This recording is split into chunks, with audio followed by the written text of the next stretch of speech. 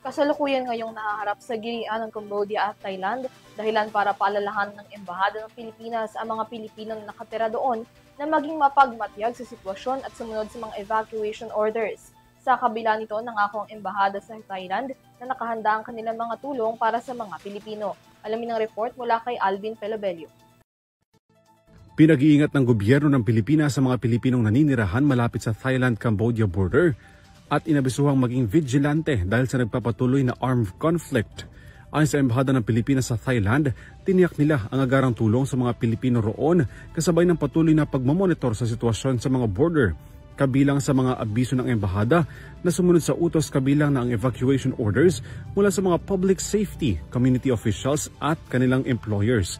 Partikular na sa 7 border provinces sa Ubon Ratchathani, Sisaket, Surin, Sakayo, Buriram, Chantaburi at Trat. Inatasan na rin ng Embahada ng Pilipinas ang mga Pilipino roon na imonitor ang sitwasyon habang ipinagbabawal ang anumang pagbiyahe sa nasabing probinsya. Ang sa Department of Foreign Affairs, sinatayang mayroong 10,000 hanggang 12,000 mga Pilipino ang nakabase sa Cambodia.